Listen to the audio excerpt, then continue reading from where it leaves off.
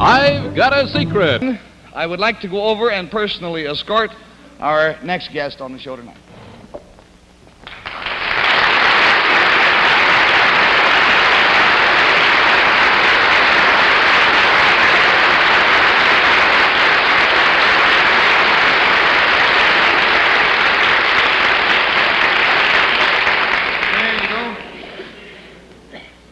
Now then, sir, will you tell our panel, please? Let's get in a little closer. Do you mind if I pull you in, sir? There we go.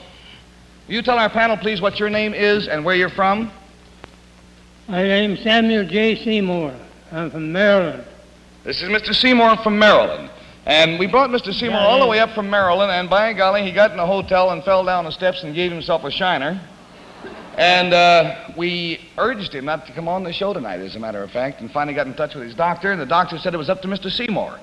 Mr. Seymour said he wouldn't miss it. So here he is, and feeling apparently pretty well.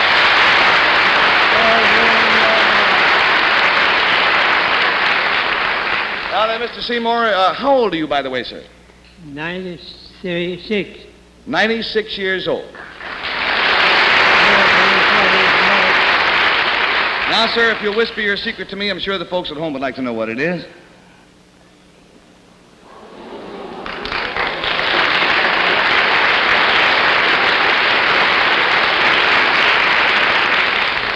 Well, now, to help classify his secret, I will tell you it concerns something that he witnessed.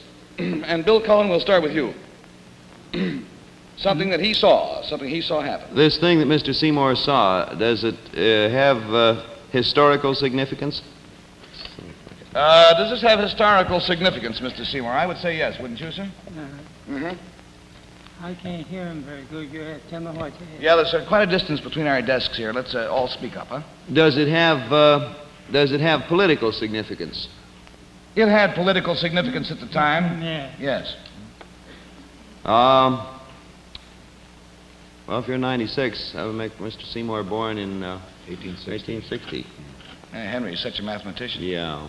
He's been writing over there all the time. This thing, did it have anything to do with the Civil War, Mr. Seymour? No, it had not to do with the Civil... Well, let's say indirectly it was concerned with the Civil War.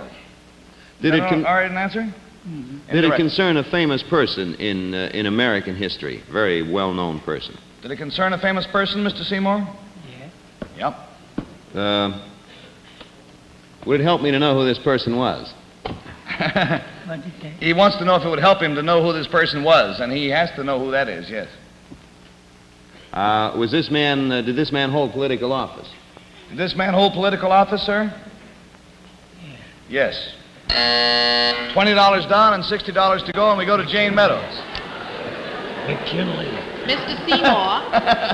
Henry is being his usual helpful self by whispering to Jane, McKinley. And I'm not listening.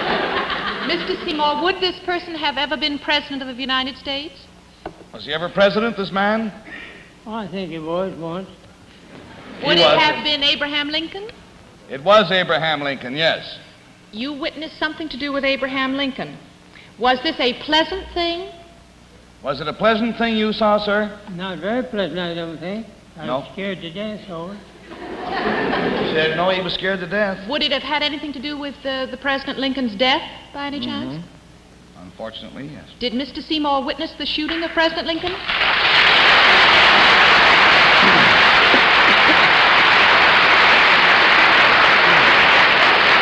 We found out about Mr. Seymour through a recent article in the American Weekly, and it said, I saw Lincoln shot. And this article is by Samuel J. Seymour, and it goes on to say that Mr. Seymour was 5 years old at the time. He had been taken to Ford's Theater by some good friends, and the curious thing was that when he was this youth, 5 years of age, when he saw Booth jump from the box to the stage, at which time he broke his leg, his only concern was not for the president, because he didn't realize that the president had been shot, but the poor man who fell out of the balcony.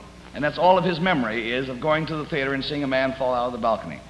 Sir, it's been a great joy and you might say an honor to have you are, by the way, the only living witness of that tragic event. And we are certainly going to forfeit the complete $80 to you just for your courage in coming here to see us tonight.